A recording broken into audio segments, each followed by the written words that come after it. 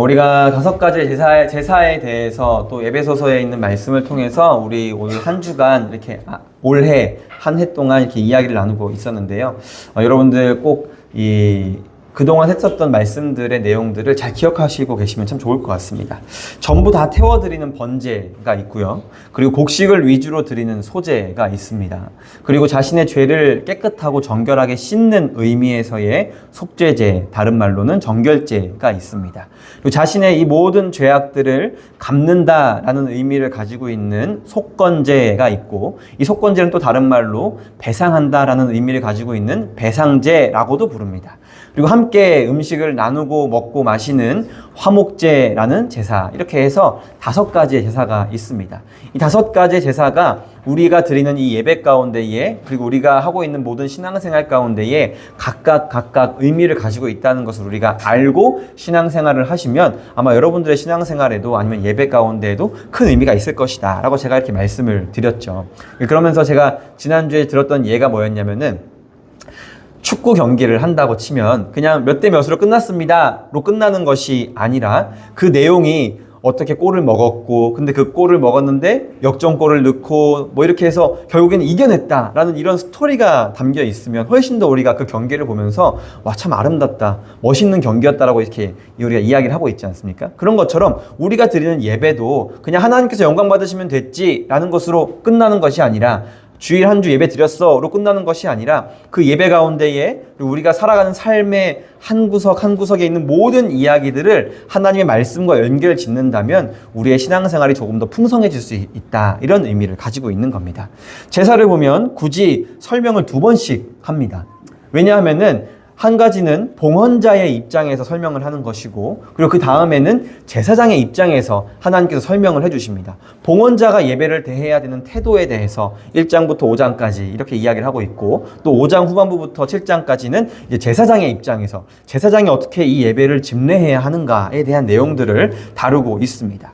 그리고 나서 이렇게 제사를 설명한 그 다음에 8장부터는, 오늘 우리가 읽은 이 8장부터는 그 제사를 집례해야 할 제사장에 대해서 이야기를 해주고 있습니다. 어떻게 제사를 드려야 하는 것일까라는 것이 아니라, 제사장이 어떤 존재가 되어야 하고 어떻게 위임을 받았기 때문에 이 제사장이 예배를 집례할 수 있는 것인가에 대한 내용들을 다루고 있는 것이라는 말이죠.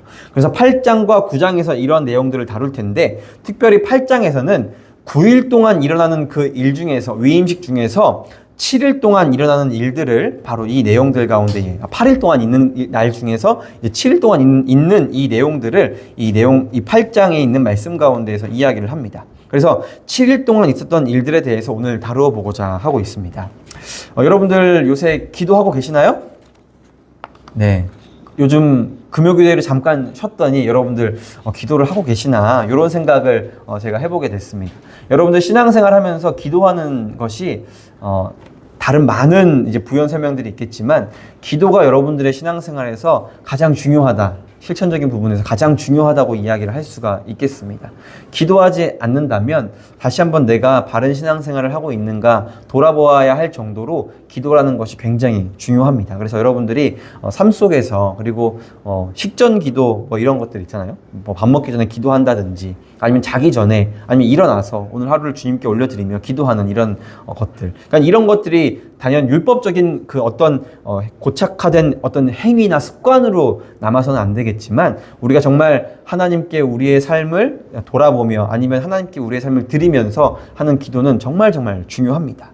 이 기도를 할 때에 여러분들은 어떤 내용들을 기도로 올려드립니까? 아마 정답을 찾자면, 여러분들에게 어떻게 하냐 보다는 어떻게 하는 것이 옳은 기도겠냐라고 물어본다면 아마도 하나님의 뜻을 구하는 게 옳은 기도지 않겠냐라고 아마 이야기를 하실 수 있을 겁니다. 근데 하나님의 뜻을 구하는 게 뭘까요? 아시나요? 네, 한 3, 40년 우리 신앙생활 해보신 우리 권사님, 집사님들 아시나요? 하나님의 뜻을 구하는 게 무엇인지? 근데 그 하나님께 뜻을 구한다라는 것은, 이제 저희가 부흥회 때 이제 참여했던 말씀에서는 목사님께서 어떤 얘기를 자주 해주셨냐면, 애매하다. 어떤 게 하나님의 뜻인지 우리가 찾는 것은 참 애매한 상황 가운데에 있다라고 이제 말씀을 해주셨습니다. 어떤 게 하나님의 뜻일까요? 어떤 때는 A와 B라는 게 있으면 어떤 때는 A를 하는 게 하나님의 뜻일 때가 있고 어떨 때에는 똑같은 상황이어도 B를 하는 것이 하나님의 뜻일 때가 있다라는 것이죠. 그러니까 우리가 매일매일 우리의 삶 가운데 하나님의 뜻을 구한다는 것은 잘 모르더라도 그 일들을 계속 해나가야 된다는 겁니다. 우리의 인생도 마찬가지인 것 같습니다. 여러분들이 여러분들의 미래를 모르고 여러분들의 내일을 모르고 지금 이 예배가 끝나고 난 다음의 일들을 우리가 다 모르고 있지만 아무것도 모르는 그 희미하고 애매한 상황 가운데에서 우리는 그럼에도 불구하고 우리 신앙인의 길을 걸어가야 하는 것이 이제 오늘 말씀으로 따지면 기도하고 예배를 드려야 하는 것이 우리가 해야 되는 역할이다라고 말할 수가 있겠습니다. 우리가 알고 있는 이 하나님의 뜻을 구하는 그 기도 중에서는 두 가지를 대표적으로 우리가 이야기할 수 있겠는데요. 마태복음 6장 10절과 마태복음 6장 33절에 있는 말씀일 겁니다. 6장 10절에 있는 말씀은 예수님께서 가르쳐 주신 기도 중에 하나입니다. 하늘의 뜻이 이 땅 가운데에 이루어지는 일에 대해서 이야기를 하셨고 또 33절에 보면은 먼저 그의 나라와 의를 구하는 일에 대해서 이야기를 해주셨습니다. 이것은 보통 우리가 기도를 할 때 하는 고민들이기도 하고 우리가 지향해야 하는 그런 방향의 기도이기도 합니다.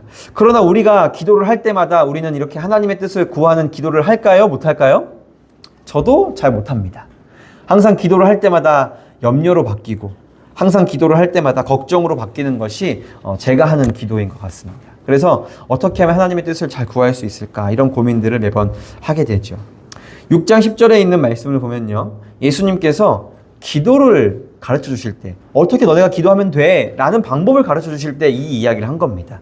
너네들이 잘 모르더라도 때로는 희미하고 어떤 것이 하나님의 뜻을 구하는 건지 잘 모를지라도 매일매일 그 기도를 해나가면서 너희들의 인생을 살아가다 보면 알게 될 거야. 그리고 어떤 결론들이 나게 되면 지나고 보니 그게 하나님의 뜻이었구나라는 것을 너희가 알게 될 거야 라는 이야기를 예수님께서 우리에게 말씀해 주고 계시는 겁니다. 기도하는 방법에 대해서 이야기를 하시면서 나아가 그리스도인이라면 어떻게 살아가야 되겠는가 그 인생을 살아가는 방법에 대해서 알려주시는 것입니다. 그리고 6장에 있는 말씀을 쭉 하시다가 이어서 33절에 있는 말씀을 하십니다. 근데 이 33절에 있는 말씀이 어떤 배경 안에서 너희가 하나님의 나라와 의를 구하라고 말씀을 하셨냐면 너희가 걱정하고 염려하잖아. 근데 그 가운데에 뭘 해야 되냐면 하나님의 나라와 의와 뜻을 구해야 해 라고 예수님께서 말씀을 해주시는 겁니다. 매일매일 저도 그렇고 여러분들도 그렇고 기도할 때마다 우리의 삶을 우리의 미래를 예측할 때마다 걱정이 되고 불안할 때마다 염려가 될 때마다 하나님께서는 우리에게 말씀해 주시는 겁니다. 그런 상황에서도 하나님의 뜻을 구해도 돼. 그런 상황에서도 나의 뜻대로 살아가도 괜찮아 라고 주님께서 말씀을 해주고 계시는 겁니다. 정말 내 인생이 정말 망할 것 같고 정말 망해버린 것 같은 그런 상황 가운데에서도 하나님께서는 말씀을 해주고 계시는 겁니다. 괜찮아. 그래도 그 상황 가운데에서 나의 뜻을 구해도 괜찮아라고 말씀해 주시는 겁니다. 나는 내가 가지고 있는 이 걱정과 염려를 어떻게든 해소하고 싶고 해결하고 싶어서 정말 많은 생각들을 해보고 노력도 합니다. 근데 예수님께서 말씀하시는 겁니다. 괜찮아. 그 문제 내가 해결해 줄게. 라고 말씀하시면서 말했죠. 어떻게 살아가야 하는지 그리고 살면서 우리에게 찾아오는 염려와 걱정들을 어떻게 해결해야 되는지에 대해서 성경에서는 계속 우리에게 말씀을 해주고 있는 겁니다. 이렇게 보아도 저렇게 보아도 하나님의 뜻을 구하는 게 옳아라고 성경에서는 우리에게 이야기를 해주고 있는 겁니다. 특별히 오늘 이 본문 말씀에서 8장 1절에 있는 말씀에서는 이렇게 이야기를 합니다. 함께 읽어볼까요? 시작!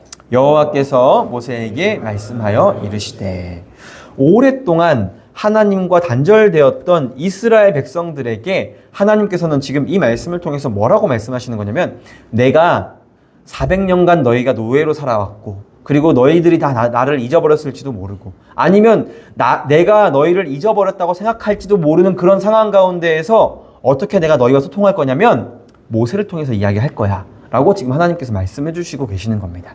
그래서 이 레위기에 있는 말씀과 또 출애굽기에 있는 그 출애굽하는 모든 과정 가운데에서 하나님께서 모세를 통해서 이야기를 하시는 겁니다. 내가 단절되었던 너희와의 관계를 회복하기 위해서 이 모세라는 한 사람을 사용할 거야 라고 지금 하나님께서 이야기를 하고 계시는 겁니다. 하나님께서 여전히 모세를 통해서 말씀해주고 계시는 이 상황 가운데에서 8장 1절에 있는 말씀을 다시 한번 보면 어떤 내용이냐면, 하나님께서 말씀하시는 통로는 여전히 모세이지만 그 모세를 통해서 지금 하나님께서 무엇을 말하고 싶으신 것이냐면, 내가 이제 무엇을 바꾸어서 너희가 소통하고 싶냐면, 이제는 제사장을 통해서, 제사를 통해서, 예배를 통해서 너희와 소통할 거야 라고 하나님께서 말씀해주고 계시는 겁니다. 그럼 현대를 살아가고 있는 저와 여러분들, 지금 예배를 드리고 있는 저와 여러분들에게 이 성경에 있는 이 오늘 본문에 있는 말씀이 시사하는 바는 뭐냐면, 내가 예배를 통해서 너희 삶에 관여할 거야. 내가 예배를 통해서 너에게 말해줄 거야. 내가 예배를 통해서 너희들의 삶의 걱정과 염려하는 그런 모든 부분들을 해결해 줄 거야 라고 지금 하나님께서 말씀해 주고 계시는 겁니다. 이 해결하는 방법이 단연 우리가 원하고 내가 생각하기에 가장 최고의 방법은 아닐 수도 있겠지만, 하나님께서는 그 방법을 통해서, 예배를 통해서 이 모든 문제들을 해결해 주실 것이라고 지금 말씀해 주고 계시는 겁니다. 애굽에서 탈출할 때에도, 40년간 광야 생활을 할 때에도 모세가 이스라엘 백성들에게 이제 이스라엘이라는 그 땅에 들어가지 못할 때에도 죽을 때까지 하나님께서 지금 이 모세를 통해서 일하고 계시는 겁니다. 모세는 유대인들 사이에서도 이제 굉장히 높은 사람 중에 한 사람이었습니다. 최고의 선지자 중에 한 사람이라고 이야기를 할 수 있습니다. 그러니까 모세 오경, 그러니까 어떤 하나님으로부터 시작된 모든 종교들에 있어서는 유대교가 있을 수 있겠고, 아니면 이슬람교가 있을 수가 있겠죠. 그 외에도 몇 개 있겠지만, 아무튼 모든 이런 하나님으로부터 시작된 종교, 하나님을 믿고자 하는 많은 그런 종교들은 정말 이 모세라는 한 사람을 굉장히 위대한 선지자라고 말하는 특징들이 있습니다. 그래서 유대인들에게도 율법을 수여받은 사람이기 때문에, 하나님의 말씀을 받아온 사람이기 때문에, 이 모세라는 사람은 굉장히 이 이스라엘 백성들 안에서 지금까지도 유대인들에게도 굉장히 높은 위치를 차지하고 있는 사람 중에 한 사람이 모세입니다. 모세, 아브라함 이 정도가 될 수가 있겠죠. 다윗 왕, 이렇게 많은 이스라엘의 이 믿음의 선조들이 있는데, 그 중에서 모세가 정말 뛰어난 사람 중에 한 사람이다라고 이야기를 하고 있습니다. 그러면서 하나님께서도 말씀해 주시고 계시는 것이, 또 유대인들이 말하는 것이 무엇이냐면은, 모세보다 뛰어난 선지자는 없다, 전무후무하다라고 이렇게 이야기를 합니다. 이슬람에서도 모세는 가장 많이 언급되는 선지자 중에 한 사람입니다. 심지어 예수님보다도 더 많이 언급을 됩니다. 그래서 율법을 받은 이 하나님의 종이라고 이제 꾸란에서도 표현을 하거든요. 그래서 이 모세라는 사람을 이 무슬림들이 높여야 하는 이유가 뭐냐면, 과거에 하나님께 율법을 수여받은 사람이기 때문에 굉장히 높여야 하는 이유가 뭐냐면, 이 무함마드가 이제 새로운 계시, 새로운 율법을 수여받은 사람이기 때문에 말씀에 권위를 두는 겁니다. 그래서 모세라는 사람에게 많은 권위를 두어서 이 뒤에 올 이 무함마드라는 이 사람, 이 꾸란에 있는 말씀을 받은 사람을 아주 높은 위치에 올려놓기 위해서 모세라는 이 선지자를 아주 최고의 선지자라고 말하는 것도 있습니다. 아무튼 이제 이 성경에서도, 물론 성경에서도 이 모세라는 인물을 아주 높은 위치에 두고 있습니다. 하나님께서 모세를 입이 닳도록 칭찬을 하시는데, 민수기 12장 3절에 있는 말씀을 보면 이렇게 이야기를 합니다. 이 사람 모세는 온유함이 지면의 모든 사람보다 더하더라. 이렇게 표현을 하고 있습니다.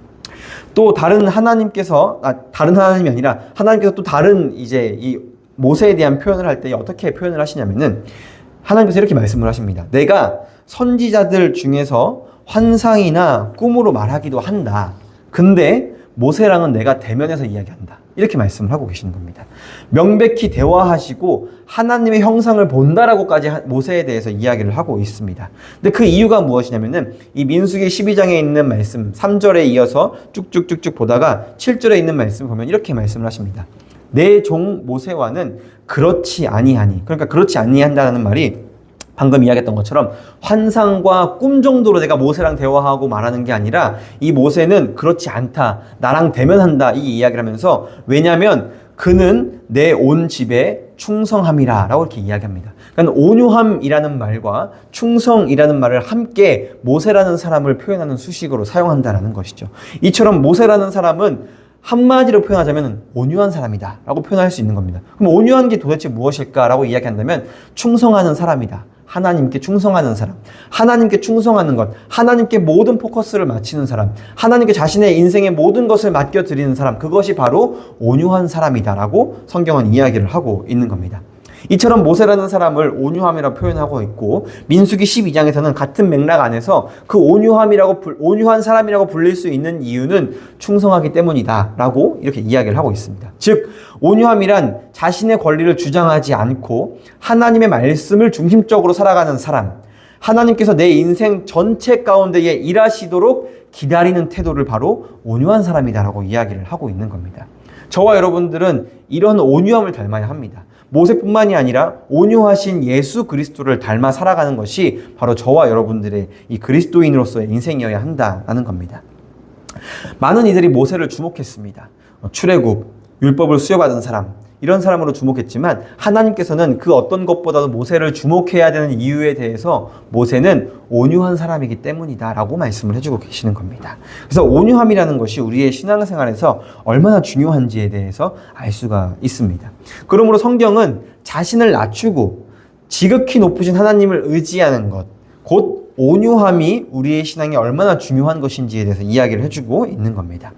이러한 모세를 통해서 하나님께서는 자신의 말씀을 이스라엘 백성들에게 전달을 했습니다. 근데 방금 말씀드린 것처럼 이제는 모세를 통해서가 아니라 어떤 방식으로 하나님께서 우리가 소통하신다고요?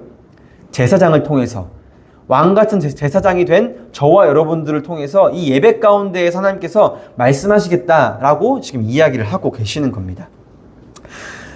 모세를 거쳐서 말씀하실 수 있음에도 불구하고, 이 당시에는 말이죠, 구약시대에는 모세를 거쳐서 말씀하실 수 있음에도 불구하고, 그리고 하나님께서 직접 이스라엘 백성들에게 말씀하실 수 있음에도 불구하고, 보여주실 수 있음에도 불구하고 하나님께서 선택하신 방법은 뭐라고요? 제사를 통해서 하시겠다라고 말씀하고 계시는 겁니다. 하나님께 제사를 드릴 제사장이 필요했습니다. 이것은 앞으로 하나님께서 이스라엘 백성과 어떤 방식으로 소통하실지 미리 알려주시고 교육하고 계시는 겁니다. 내가 이제는 모세가 아닌 제사를 통해서 너희와 소통하겠다라고 이 말씀하고 계시기 때문에 예배가 중요한 겁니다. 8장에 있는 말씀을 보면 이해하기 힘든 부분들이 몇몇 가지가 있는데, 그래서 이것의 8장을 이해하기 위해서 선이해로 출애굽기에 있는 말씀들을 이해할 필요가 있습니다. 뭐 다 보여드릴 수는 없지만 특별히 이 오늘 말씀, 이 제사장을 위임하는 이 과정 가운데에서는 28장과 출애굽기 28장과 29절에 있는 말씀에 있는 내용들을 먼저 아는 것이 중요합니다. 그래서 여러분들이 집에 좀 돌아가셔가지고 이 오늘 본문에 있는 말씀을 다시 한번 이제 기억하시면서 되뇌이시면서 출애굽기 28장과 29장에 있는 말씀을 한번 읽어보셨으면 좋겠어요. 그래서 이 28장과 29장에 있는 말씀을 요약하자면 이렇습니다. 제사장이 입는 옷이 어떤 옷이냐, 제사장이 걸치고 있는 장신구들이 의미하고 있는 바가 어떤 것이냐라고 하는 그런 내용들이 바로 이 출애굽기 28장과 29장에 있는 말씀에서 이야기가 나오는 내용들입니다. 제사장 위임의 내용을 중점적으로 이제 진행하고 있는 것이 이 출애굽기 28장과 29장에 있는 내용이기 때문에 여러분들이 이거를 이제 오늘 출애굽기 8장에, 레위기 8장에 있는 말씀과 함께 읽으시면 훨씬 더 도움이 되실 겁니다. 하나님께서는 1절 말씀을 통해 곧 이어서 무슨 말씀을 하시는 것이냐면은 대제사장과 아들들을 씻기고 미리 알려주신 대로 예복을 어떻게 입히고 장신구를 어떻게 걸치는지 이런 내용들이 이제 쭉 나오게 됩니다. 오늘 우리가 읽은 말씀에서도 6절에 있는 말씀에 보니까 모세가 아론과 그의 아들들을 데려다가 물로 그들을 씻기고 라고 이렇게 이야기를 하고 있습니다.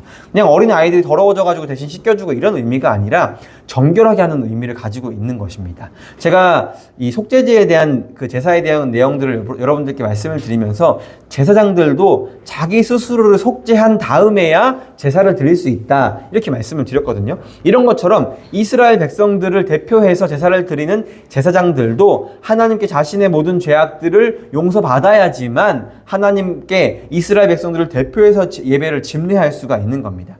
다른 많은 종교들이 최선을 다해서 예배를 준비합니다. 오늘에 있는 것처럼 심지어 어떻게 씻어야 되는지, 속옷을 어떻게 입어야 되고 겉옷을 어떻게 입어야 되는지 이런 세세한 것까지 다 하나하나 이야기하면서 최선을 다해서 제사를 준비하고 드립니다. 그럼 다른 많은 종교들은 그렇게 열심히 준비한 제사에 대한 보상을 내려주는 것이 일반 종교들이 하는 일입니다. 그러나 하나님께서는 우리가 예배를 드리고 제사를 드릴 때 어떻게 하십니까? 제사장을 준비시키시고 제물도 준비시키시고 그리고 그 제사를 받으시는 것도 하나님이 하십니다. 이것은 아브라함이 이삭을 바칠 때에도 있었던 일들이고, 예수님께서 이 땅 가운데에 오셔서 자신이 제물이 되시고 제사를 집례하는 제사장이 되시고, 그리고 그 제사를 받으시는 삼위일체의 성자 하나님이 되시면서까지 이 모든 예배를 다 집도하신 겁니다. 그럼 이 예배 가운데 우리가 할 수 있는 일들은 무엇이 있었을까요? 어떠한 일도 없다라는 것이죠. 제가 그래서 이러한 의미를 담아서 여러분들의 발걸음을 움직여서 이 예배자리 가운데 나와왔지만, 그것조차도 하나님께서 인도하신 발걸음이고, 그 마음을 먹은 것조차도 하나님께서 여러분들의 마음 가운데에 그 믿음과 마음을 심어주신 것이다 라고 말씀을 드렸습니다. 예배 가운데에 우리가 할 수 있는 행위는, 할 수 있는 일들은 그 어떤 것도 없습니다. 저는 이러한 의미에서 정말 바른 예배를 드리고자 하는 사람들, 바른 예배를 드리기 위해서 정말 부단히도 노력하는 사람들은 그 사람의 삶도 분명히 바른 그리스도인의 삶을 살 수 있을 것이라고 자부하고 다짐합니다. 여러분들이 그런 다짐들을 가지고 세상 가운데 나아가셨으면 좋겠습니다. 바른 예배를 드릴 수 있어야만 내가 세상 가운데서 바른 삶을 살아갈 수 있구나라는 삶이, 그런 다짐들이 여러분들 가운데 있었으면 좋겠습니다. 우리의 예배와 하나님께 드린 이 드림이 얼마나 많고 얼마나 잘했느냐, 얼마나 많은 사람들이 얼마나 많은 것들을 드렸느냐가 아니라, 하나님께서는 두렵돈을 드린 여인처럼 순수하고 정결하고 깨끗한 마음을 보신다라는 것이죠. 그래서 가인과 아벨의 제사 가운데에서도 중요한 것처럼 하나님께서 아벨과 그의 예물을 받으셨다라고 말씀한 것처럼 그의 마음, 아벨의 마음이 저와 여러분들의 마음이었으면 좋겠습니다. 심지어는 여러분들의 마음이 예배를 드릴 수조차 없는 상황임에도 불구하고, 내가 예배를 드리러 오기 싫고 드릴 수 없는 상황에도 이 자리 가운데 나와왔다면 그것을 하나님께서 기뻐 받으신다는 것을 여러분들이 알고 있었으면 좋겠습니다. 주님께서는 예배를 받으십니다.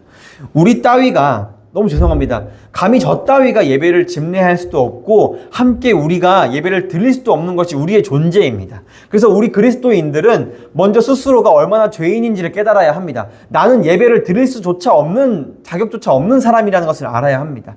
이런 예배를 드릴 수조차 없는 자격조차도 없는 사람을 위해서 예수님께서 우리를 이 자리 가운데 초청하기 위해서 십자가에 달려 죽으신 겁니다.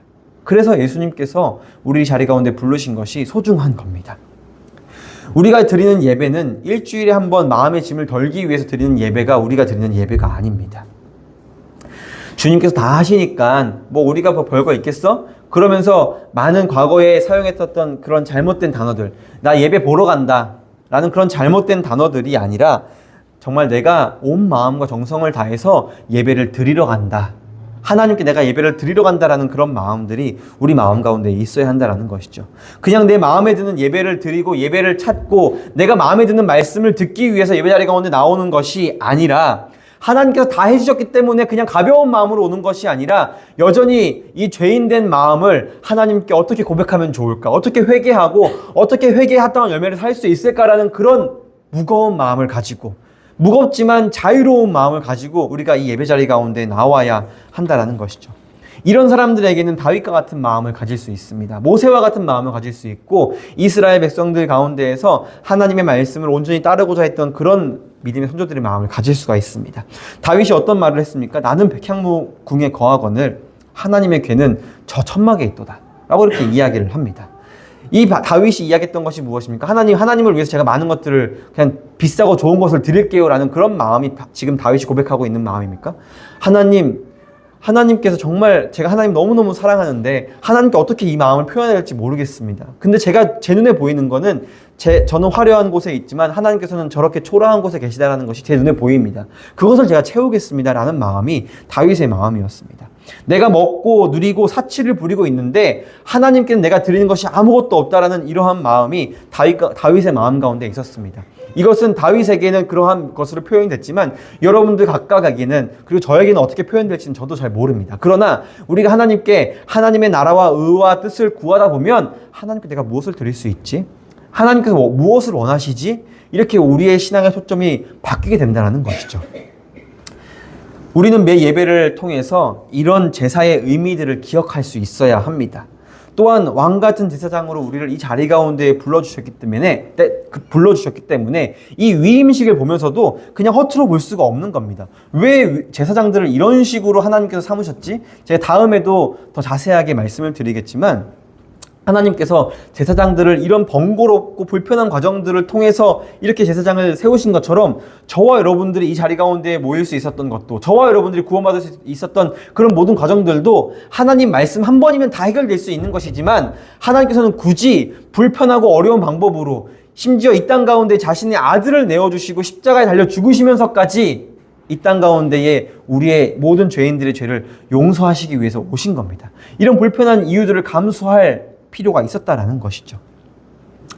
거룩과 온유, 겸손과 드림이 하나님 앞에서 어떠한 의미인지, 그리고 그냥 그 단어 자체만을 생각하고 이해하는 것이 아니라 나와 하나님과의 인격적인 관계에서 거룩함이란 무엇이고, 온유함이란 무엇이고, 겸손과 드림이라는 것이 무엇인지에 대해서 고민할 수 있어야 합니다. 한 가지 이 레위기 8장 말씀 가운데서 중요한 말씀 하나가 있습니다. 여호와께서 모세에게 명령하신 대로라는 말입니다. 9절과 13절, 17절, 21절, 29절 5번이나 나오는 만큼 정말 중요한 말씀 중에 하나입니다. 여호와께서 모세에게 명령하신 대로. 제가 아까 전에 이 레위기에 있는 말씀들을 이해하기 위해서는 선이해로 이 출애굽기 후반부에 있는 말씀들을 여러분들이 보시면 좋겠다 라고 말씀을 드렸죠. 오늘 우리가 읽는 이 8장과 함께 이 40장에 있는 말씀, 출애굽기 40장에 있는 말씀도 이 레위인 그리고 이 제사장의 이 위임식에 대해서 다루고 있거든요. 근데 거기에서도 10번이나 넘게 나오는 말이 바로 이 말씀입니다. 여호와께서 모세에게 명령하신 대로. 이 말씀이 레위기 8장과 그리고 출애굽기 40장 단 2장에 있는 말씀인데도 불구하고 거의 20번가량 하나님께서 여호와께서 모세에게 명령하신 대로라는 말이 계속 반복해서 이야기가 나오고 있는 겁니다. 한 번만 이야기하면 됐지, 뭐 굳이 계속 반복해서 이야기해, 아니면 요약해서 이야기하면 되지. 근데 똑같은 문구가 계속 반복해서 나오는 겁니다. 그만큼 하나님께서는 저와 여러분들에게 이거 정말 중요한 말씀이야 라고 말씀해주고 싶으신 겁니다.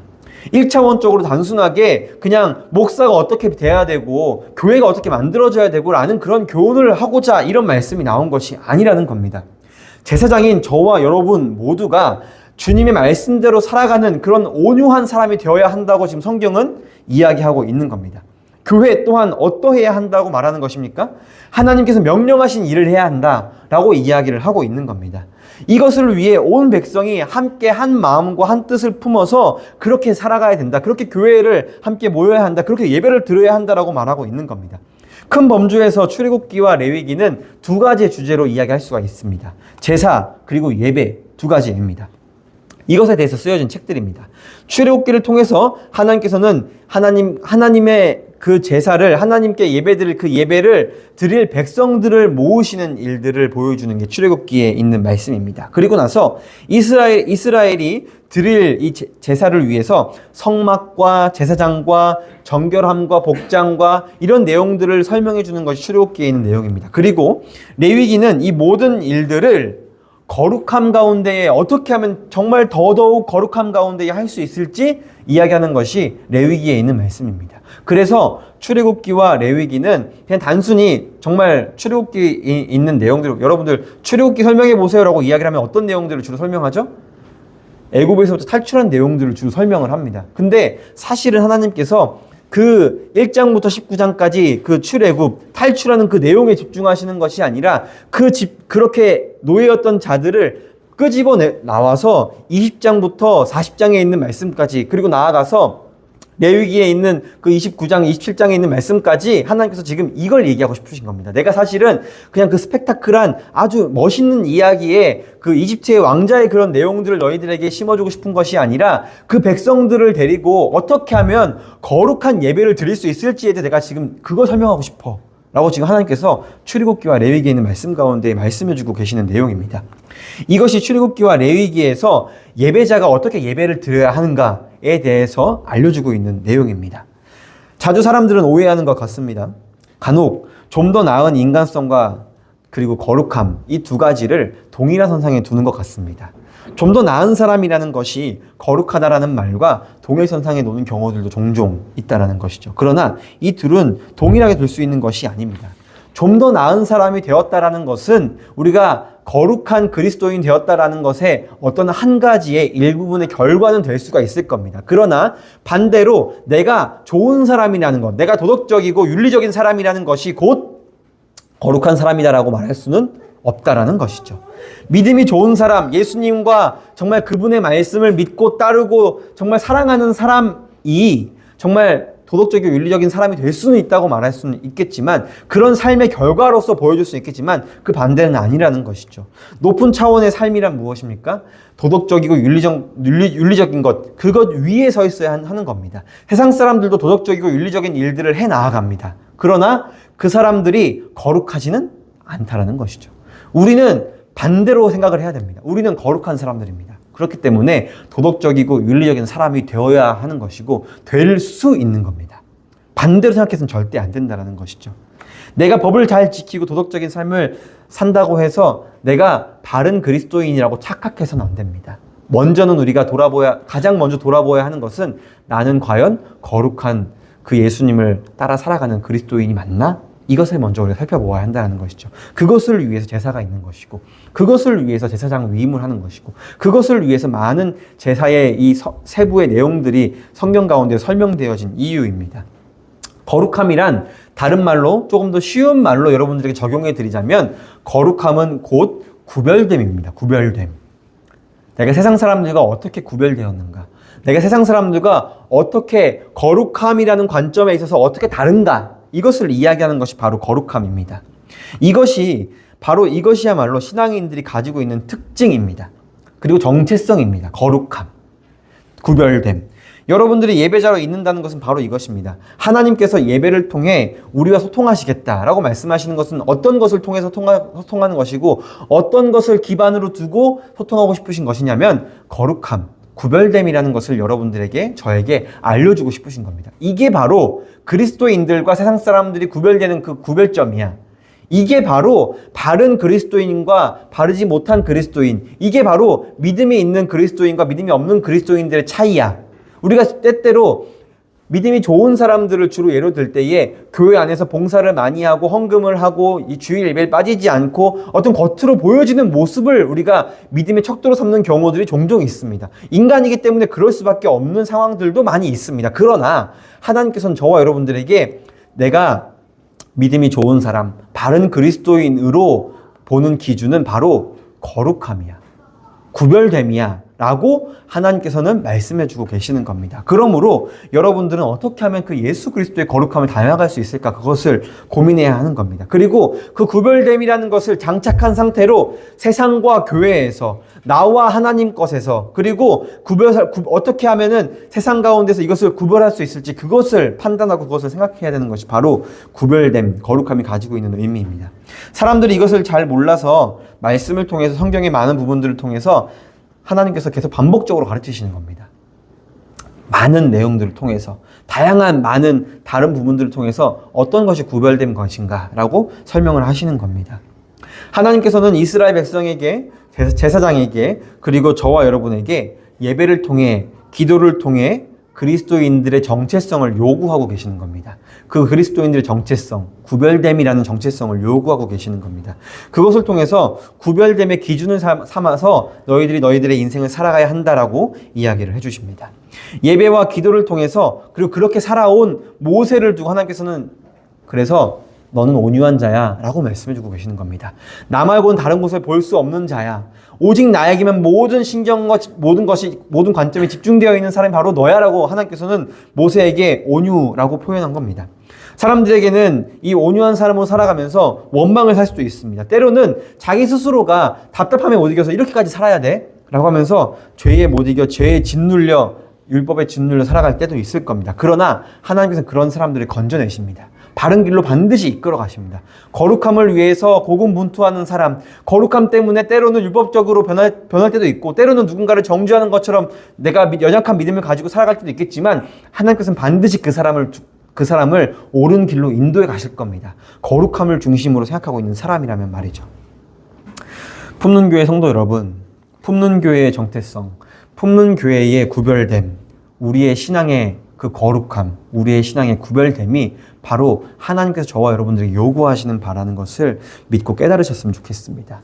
여전히 삶에 대한 미련과 욕심으로 살아가는 것이 아니라 우리에게 하나님께서 간단한 삶의 방침을 주신 것처럼 구별되어 살아가라 라고 말씀하신 그 구별됨.